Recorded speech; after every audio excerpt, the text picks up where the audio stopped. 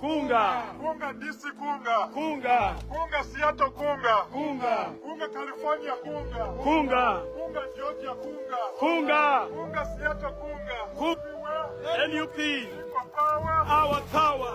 Breaking news wetwogirira ssaawa zino eno Uganda the international community bamaze dda okubeera nga batuuka ku ICC wandigiyise International Criminal Court eyamu America oba branch y'omu America. Video eno njagala ogiwa obudde gwe munankyukakyuka wawe osobola gisharing gwagamba nti no His Excellency Yoweri Kaguta Museveni tebasobola mukwatako naawe sembera wano eno nongera okujjukiza subscribinga video eno gimpereka like bwomaze ebirenge esobola otambula ku speed ya yiriyiri awo nyini nyongera okujjukiza Uganda yekyanze era ne bagamba nti baliwedde okubeera nga abalumba His Excellency Museveni wali mu Memorial Hospital Atlanta omukulu General Kataba Museveni wali mu kubeera nga afuna obujjanjabi bino njagala ogiwa obudde kubanga mulimu bingi ebyokuyiga mali nkupelinga ne video ya iyo speaker nga akukakasa nga akalulu ka Uganda byaddala bakakwatamu naye nga tetunagenda eri ewa international community oba international criminal court kasobola nkupelingira video eno eyaletedde His Excellency Yoweri Kaguta Museveni obuzibu tumale tweyongereyo. As regards the involvement of the military in the electoral process, which is contrary to the Ugandan 1995 constitution.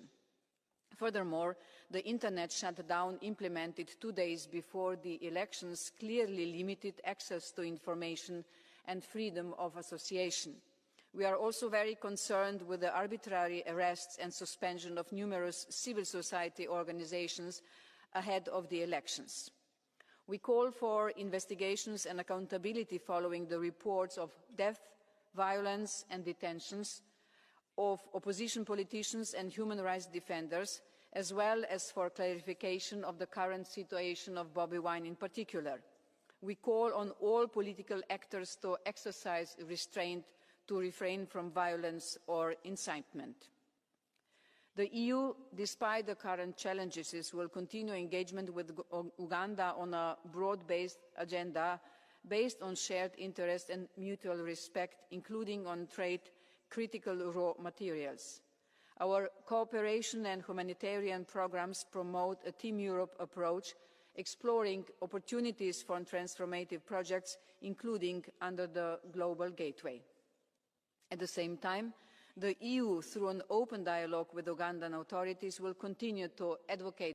Kyemmanyi omukyala mumuwulidde bulungi asobodde okukulaga nti nebyaddala bo bali ku sayidi ya His Excellency Robert Kyagulanyi. Bannayuganda wali mu Washington DC America basize okwegatta ku His Excellency Robert Kyagulanyi balumbe ICC branch ya mu America bababuuze lwaki emisango gya His Excellency Yoweri Kaguta Museveni giruddewo era tebali kubeera nga bakola ki bagiwulira. Mujjukire bulungi tino anytime from now omusango gwa Museveni bayinza okuguwulira mu guno omwaka. Kitegeeza ki? It can even happen before the swearing in. Kitegeeza we natuukawo before the swearing in omusajja ayinza obutaleera kubanga International Criminal Court oh my god tezannya naddala ku Bafirika. Mubuuze Mama Gaddafi saawa zino aliwa. Video eno sooka ogirabireko temugamba ti wena bwe yakola ki atema omugwa wambo. Last week we were with our president and first lady. Ate olugendo okuva e Canada. The reason why they are here. Mr. Chumacha, yes, welcome as always. We're going to take our money. Canada, people power. Our power. Our power. People power. Kunga, Canada, kunga. Kunga. Kunga, Canada, kunga. Kunga. Kunga, Toronto, kunga. Kunga. For one thing, we're here asking for justice. That's better. We're here asking for our victory. Yes. And we're here asking for accountability. Yes. This embassy you're having is the people's house. Yes. This is not Museveni's house. This is not Muhoozi's house. The home for This Ugandans. is the house for the people of Uganda.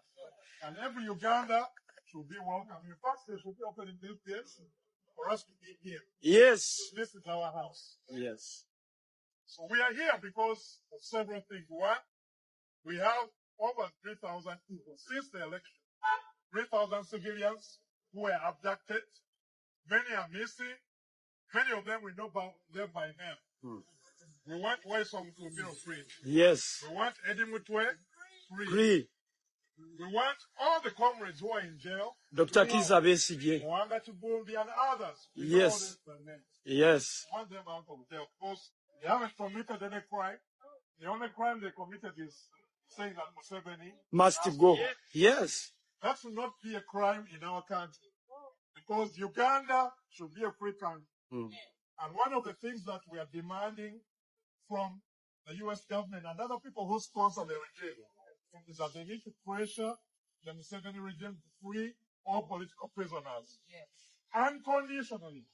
Because these brothers and sisters haven't committed any crime whatsoever. Twagala Museveni asumulule abaana baffe. Baganda baffe ne bonna ba comrades abenkyukakyuka abali mu makomera kati bazizza musango gwonna wabula lwakwetaba mu byabufuzi.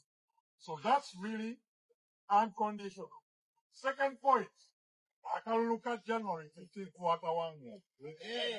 Bobi Wine won that election. 71%. The only reason the chairman of the Electoral Commission haven't released the results, and I'm working on website, the Electoral Commission, told about results dead, told about DR form, told about any data in a gantichi, 71% yadala. No Rachel, the man is really simple. Do some audits in your elections is at January 15th. Yes. Because we know NUP won that election. So one, we want political prisoners freed. Two, we are demanding our victory. Because we know Bobi Wine won the election for January 15th. Number three, to serve accountability. Yeah. Abatulugunyizza abantu, abassa abantu, twagala sanctions. We are demanding sanctions starting with Muhoozi. Yes. Muhoozi, evidence here now on the platform here.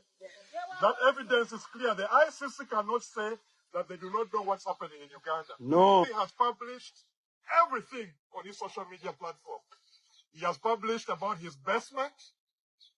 He has published the photos of First Lady Babi Kyagulanyi on his platform. The photo of Eddie Mutwe on his platform. Yes. So what we want is sanctions against Museveni and his family and every military officials who are responsible for torturing, abducting, and assaulting and killing our fellow comrades. So one night we savye sibingi. Kimeka Satu. twagala kawulu kaffe.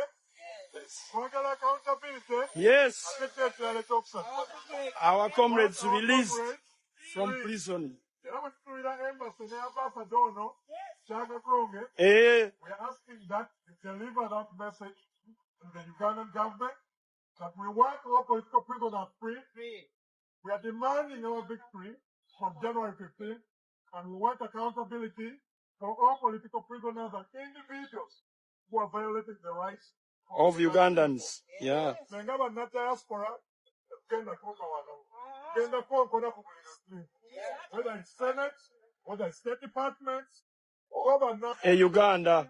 Alright, nga tubitadde ku mabbali omukulu Alien Skin oluvannyuma okubeera nga avuma abasoga. Oh my god, ebibye si birungi ate mulowooza tebaamugobye vidiyo angikwetedde mu maaso ogenda kubeera nga ogyerabira ku nnyongera okujukiza gwa tana subscribinga akadde kajem personalize okateekemu salatlese subjects ku bukimu kitoko mu ggwanga lya Uganda obeere nga ogifuna mu budde naddala wano ku Wonder Boy UG awo wennyini nnyongera okujukiza hajja luna walinnya kulombereddwaga wenda ng'olere n'ebizibu nambere yawe sirimbeyo 52820 so mukubira kubona mu inbox nga WhatsApp nabiranga kuyamba hakubizibu takoyisa bikola bya kirogo ekyo nsiba nkola ki nkibajukiza kasita bagamba ebintu by'ekirogo mu muddukeko a video yino sokolabe tumai tuyongerewo uliranze busoga nanyi singo baserebu ngo bagasse wala ne kyabazinga kale kyabazinga sumayina manyi kitegeera kati nze goliko ngamba ntuna muntebe ya gwanga ato ngambe mbunte ya kyabazinga ninabera basebo ne banyabo abasoga n'emikwano gy'abasoga mbasaba mumpulirize munyambe mutambuze message eno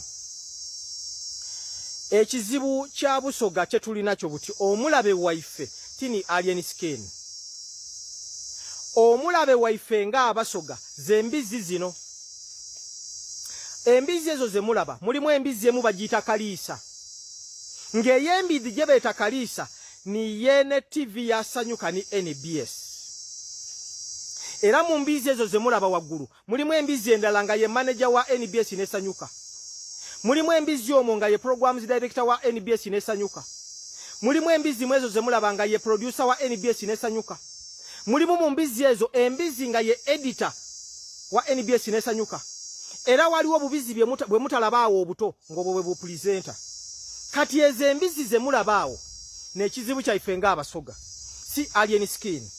Lwaki ngamba bwentyo? Nwanira igwanga lyange. Embizi gye bayita Kalisa ye nannyini TV eyo. Abantu abo be bakwata kamera ne bakwata ne script biki bye baagala omuntu gwe bagenda okukyaza ayogereko. Nga script yaabwe bagikoze baagala omuntu ayogera ku Kyabazinga bw'abusoga era nga abuvoola.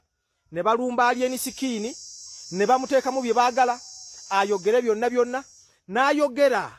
Navoola obwa Kyabazinga, navoola Kyabazinga, navoola ffe ng'abasoga ogutali mulundi gumu nina videos 6. Ennaku za njawulo different presenters. Ne bamala okukwata alien skin byayogeredde eyo. Presenter abeera ne producer. Omugaso gwa producer ku guidinga presenter wano yogera bwoti. Wano buuza ekibuuzo kino. Aba babiri bagenda okuvaayo nga balaba nga alien skin byayogedde bye bituufu. Bwe bajja ne video eyo bagireeta ku TV. Ku TV wabeerawo editor. Editor naye bw'asalaasalamu ebintu n'alaba nti era ebijjolongo ebyo bye bisaanidde. Editor bw'amala n'agiweereza programs director. Programs director bw'ayita mu programu eyo naye n'alaba nti ebyo ebijjolongo obusoga bye bisaanidde ne balyoka babikwata ne babiteeka ku ki? Ku mpewo. Programu ya TV bwetyo bwetambula. Tabeera muntu omu. Kati zino embizi ezaakola programu nga script yaayo etambulira ku kujolonga bwa Kyabazinga, kujolonga busoga. Embizi ezo okuva ku yokuntiko gye bayita Kalisa n'ekizibu kyaife ng'abasoga ti alien skin.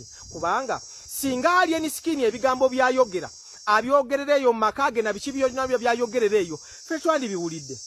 Naye okumanya embizi ezo nga ze zitufu. Assalamu alaikum warahmatullahi wabarakatuh. Yenze Haji Aruno omusomi w'edduwa asangibwe Bulumagi ku luguudo lw'Ejjinja nkola ku bintu ebyenjawulo ng'emuli endwadde zitawaanya abantu ababulijjo. Nkola ku abo bonna abalina ebizibu mu mukwano. Bw'oba olina ebizibu mu mukwano jangu gyendi neeyonera nsobole okumalira ensonga. Nkola ku mikisa egy'emirimu. Nkola ku abo abaagala okugenda ebweru omuntu ng'okozesebwa amajiini okozesebwa saitwani ebyo byonna mbikolako. Osobola okukozesa ennamba z'olaba ku screen oba okuweereza obubaka ku WhatsApp.